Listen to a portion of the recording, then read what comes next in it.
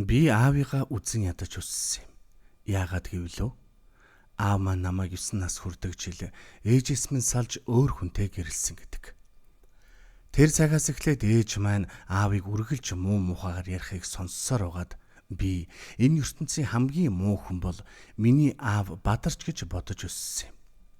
Нэрээ ганц ээж ч аавыг муу хэлдэг байгаагүй. Имаа маань хүртэл танаа эцэг шиг адгийн амьтан байхгүй.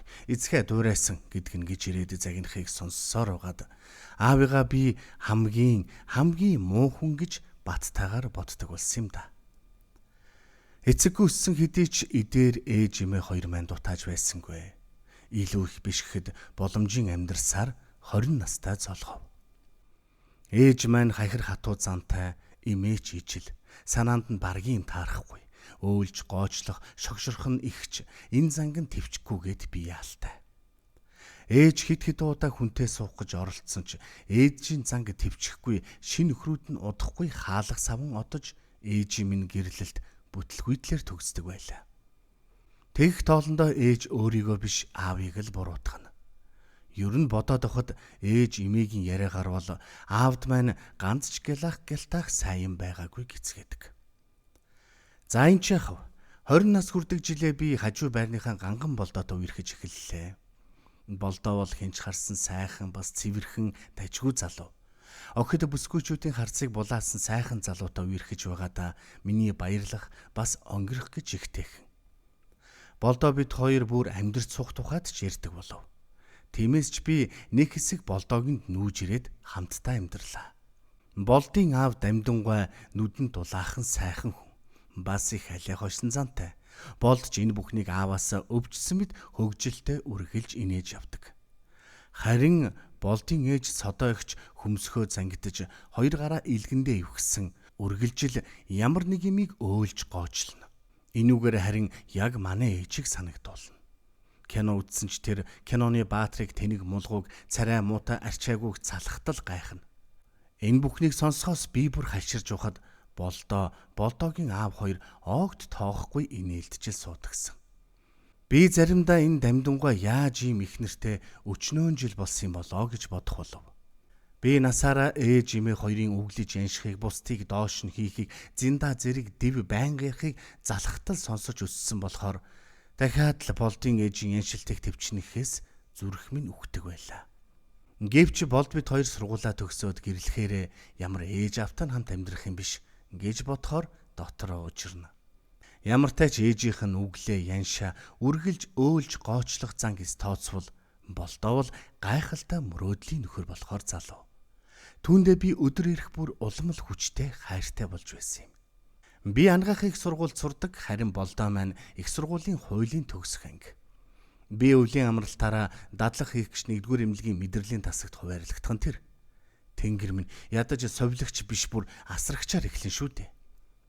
Мэдрэлийн тасгийн 6 номерын өрөөг цэвэрлэх гээд ортол нэг л их нүдэн дулаахан ч их ядруу ах орон дээр хөвтөх гэж оролдож байхдаа яг унах гэж байх шиг л харагдахад шуртгийн гүйж очин түшин авахад өөдөөс минь их сайхан урсгал зөөлөн нүдээр ширтээд баярлаа охин минь гихэн тэр.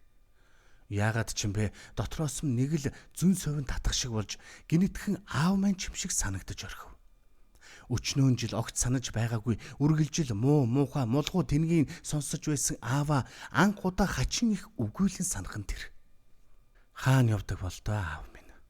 Бодвол өөр хүүхдүүдтэй болчихсон намайг таг мартчихсан байдаг байлгүй дээ гэж бодоход дотор саяхан нэвчиж байсан тэр хайр инрэл алга болж орхив. Тэр моновш намайг нэг ч удаа эргэж ирэхгүй хайсан юм чинь чамайг би хизээч уучлахгүй дээ гэж бодон хөмсгөө цангитан үсээ сэгсрээд ажилдаа ханцуу шамлан орлоо. Өглөө бүр би цэвэрлэгээгээ тэр 6 дугаар тасгаас эхэлдэг. Өвчтөн ах намайг орж ирэхээр амттай чихэр шоколад, алим жимс гэдэл аль болох өнгөтэй өөдтэй бүхнээ барина. Өвчтөн ах ингэртээ ихэд нандинг нь тэврэх хар дэвтэртэй. Байсгийгээд л түүн дээрээ юм бичиж байдгсан.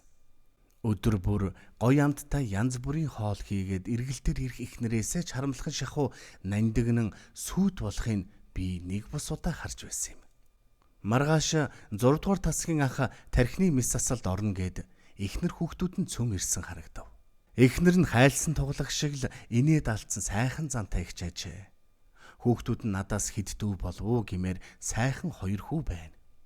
Тэр дүрийг харсан ч элэг бүтэн үнэхээр сайхан гэр бүл юм аа гэмээр их дотн сайхан харагдана.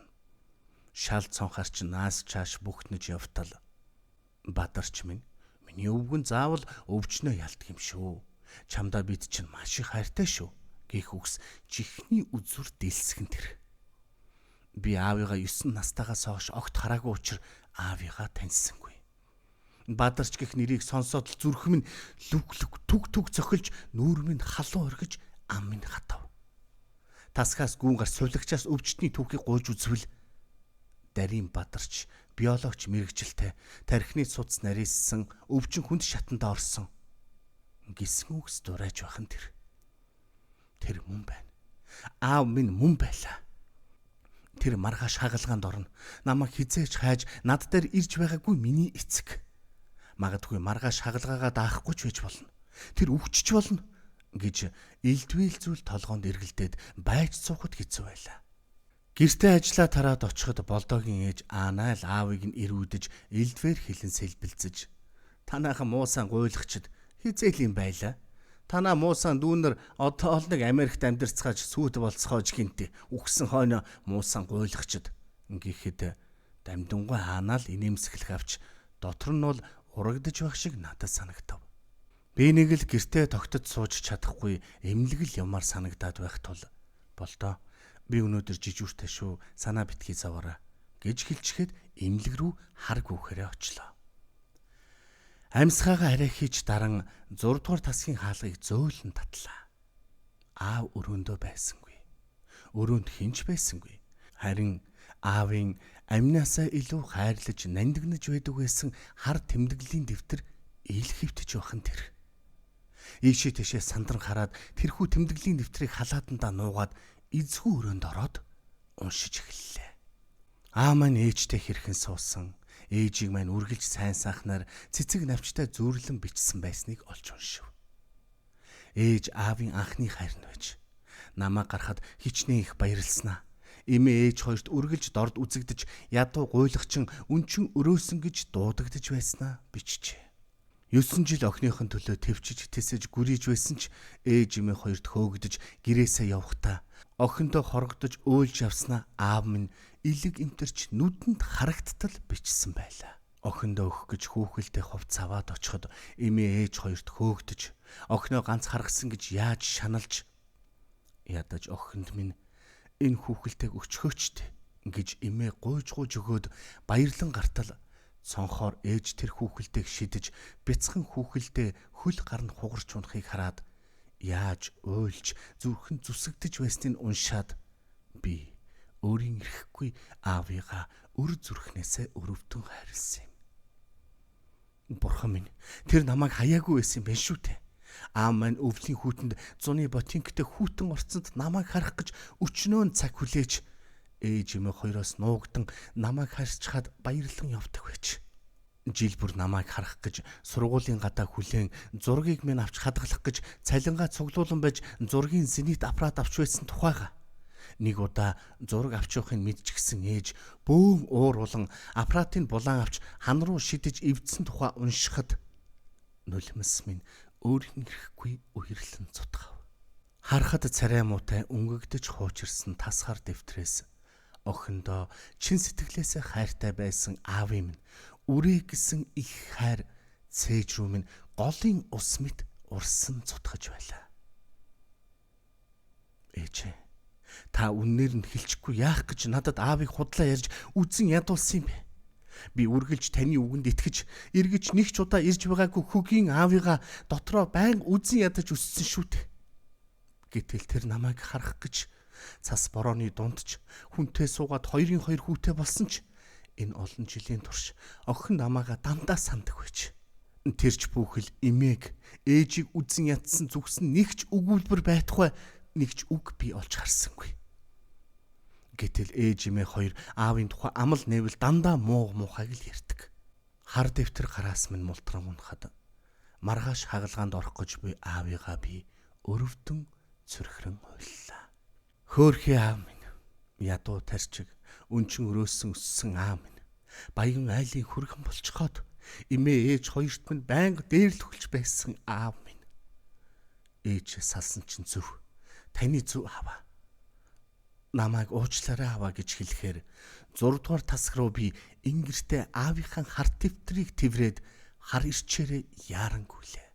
Өрөөнд орж ирээд аавын хөвтөж байсан орны зүг харвал аав байсангүй. Аав. Үгүй Бадарчгүй яасан бол аха гэхэд Бадарч гинэт муудаад хагалгаа нь маргааш биш өнөөдөр болсон шүү дээ охин минь. Ингэж хажуу орны өвчтөн ах хэлв. Хагалгааны өрөөний зүг хурдлан гүйж явхдаа аавыг минь бүү өхүүлэгч бурхан минь. Аавтаа минь намайг уулзуулаач бурхан минь танаас гүйж байна гэж чин сэтгэлээсээ залбирэн байхад гашуун шорвог нулимс хацрыг минь зүссэн аманд минь ороод зүрхий минь зүсэж байхыг би мэдрэв. Ятхад эмнэлгийн хонголч нь ямар ч урт юм битэ. Би аавд очих гэж гүйсээр л байлаа.